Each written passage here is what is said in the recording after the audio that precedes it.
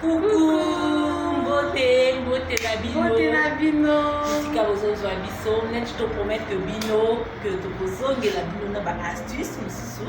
Oyo to pesa bino to promettre que bino na dernière vidéo. Alors ceux qui ont montré qui dernière vidéo té, les a juste na page na biso les a mentionné le 11 avril 2020.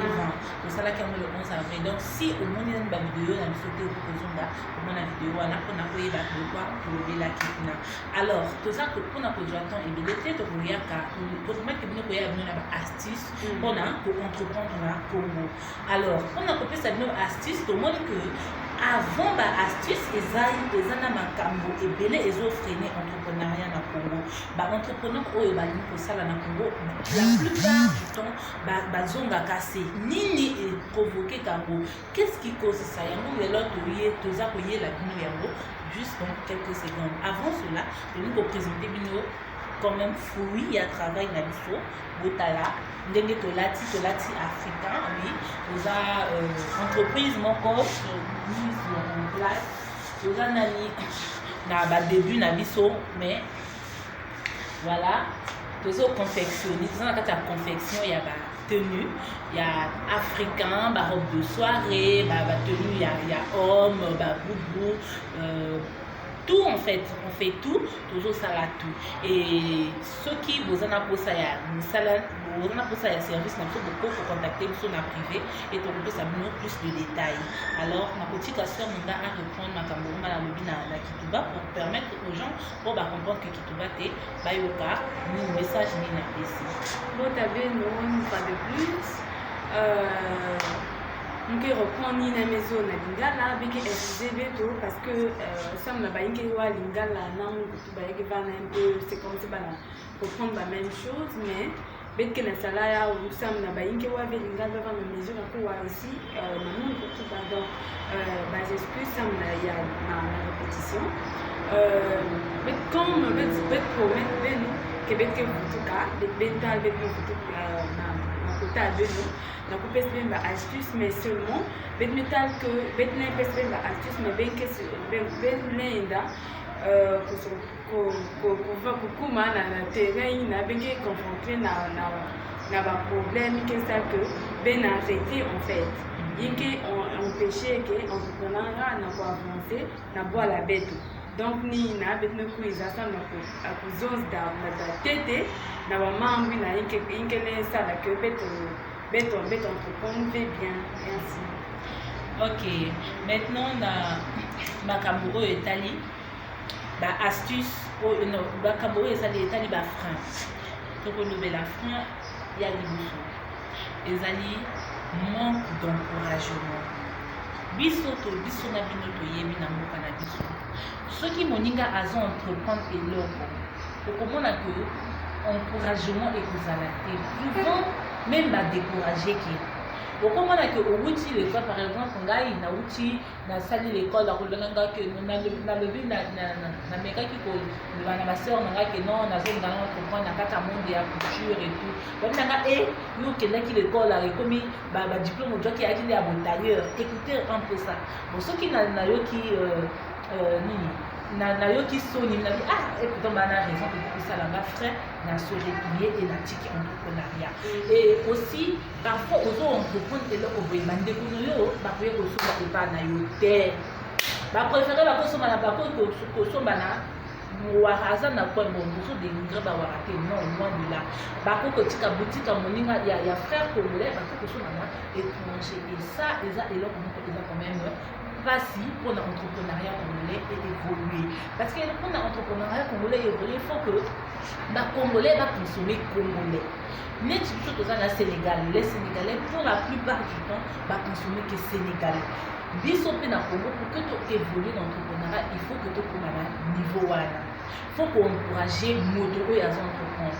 Pourquoi encourager moto kana ko pesa ba million te? Non. Ce qui moto te kalipa. Pourquoi que ne kosomba mapa epa na ye. Mbongo esomi mapa ona ezali ni ko encourager ye. Pourquoi ko ke lo ba ke ndeko mondeko mosusu na te kaka mapa osali publicité. So mpona oyo yaza sur internet, o partager publication na ye lokola oyo to sala oyo. Ce qui ozo yoka biso audio yango après o partager, c'est une façon de nous soutenir aussi. omoni que awa moto ndeko azosala tika nameka koapporter soutien na nga na idée moko boye apporter. Et c'est ça ce qui va faire que Congolais biso tokende mosika to avancer dans l'entrepreneuriat. Bon, ce qui chaque Congolais moninga nika entreprendre au fur et à mesure que motali va entreprendre yo va encourager aider na bino moko entrepreneuriat kokende wapi ekokende sika te ekokende sika te mosusu eza nini banyongo Congolais totika banyongo moto soki aza entreprendre ningo bateka komi na mbongo ebele non azwi kaka asali économie et à entreprendre pour apporter quelque chose de plus à moins que ezozanga mais parfois ozomona ozobana eloko boye banyongo na banyongo kokakola ti moto mpe bazangi makasi bocomprendre.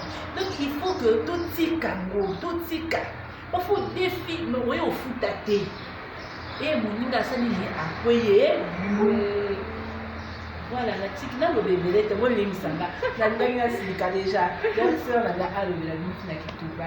Donc en fait il y a un maison dans l'encouragement na bafuka en fait. Donc si vous êtes ça entrepreneur pour na matwa na bola beto il faut abet za bakourager bapani ngiki tena bawanga ou bien baba nous ce que ya bola beto na bola kuna sipa ngene tekisa jamais ngiki pangene na kusumba na mutu yina ya Congolais mais beto za veina ta fiot ngiki potele ku dénigrer ku difima ya pangike la tekisa ngiki kusumba na mutu ke ya bola ngiki. Maintenant ça m'a bien entreprendre aussi ngiki na saba panga ngiki ba Congolais kusum kota ngenge sefunge zaba ça qui mangue bien ngiki fait de telle sorte que quand ngiki vendre égoïste de telle sorte que quand ngiki na soit pour bénéficier mais ngiki de telle sorte que ngiki na bénéficier ba ina doit sum kota ngiki ngiki va venir regret. Donc ça là va prix abordable ba bi ici na malunga par rapport na marque de fumba ngiki va na mesure ya kupesa ba panga bien ngiki ngiki va na kima na manina. En plus, si nous mettons pas, nous encourager vraiment par les compassions de Dieu, nous encourager. Si nous mettons pas que nous entreprenons, mais la question est quand même déjà un bon. On a tout à pour passer la situation peut-être de dépendance à nini. Donc faut qu'on apprenne à encourager papa pour nous mettre pas na texte, nous mettre sumba, nous mettre pas que na sala kima pour délivrer en fait. Pour ça que il est na sala avec encourager dit ça fait du bien et puis être libre qui m'a pas fait zonza. Troisième point était besoin de que manque ya partenariat même que big sœur à Mubala na linga. Manque à partenariat. Parfois, aux hommes, ils l'ont coupé. Aux autres, ils savent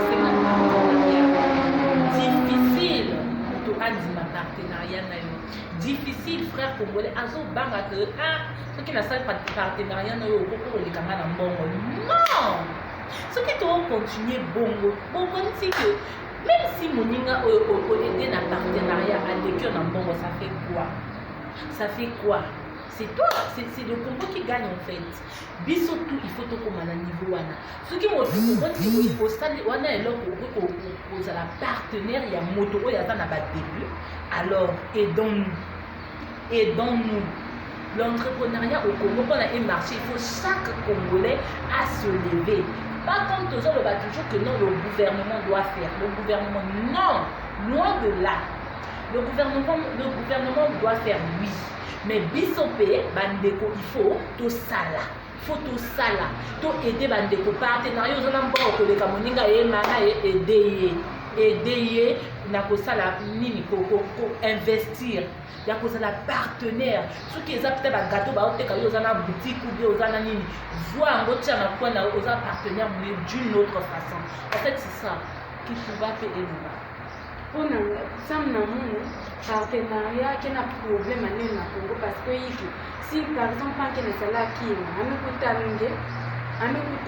que bête que la société ame kutange na besoin que nous la société pour battre peut-être bête qui ça l'ingénie me kuma pour battre bonbon kuyiba par exemple sœur ngenge na sœur nous sommes la sœur que bête nous la sœur bête ça tel qui nous sont bête qui sont maintenant ngenge me kuma pour tel intérêt grande soeur ou petite soeur na me confier qui ngi na soeur maintenant pour bébé confiance na me tout nange ngeke sote pour fulus ba poche nge ngeke tekis ngeme bakima ngeme tout ngeme bakimbo ngeme tout na poche ngeme tekis ngeme baku bien même na kata ba famille ngeke fa quelqu'un que la sala kima bakaki na bakambonga la kone utiliser bakaki na sala kima vice versa ça na kento moi qui na sala kima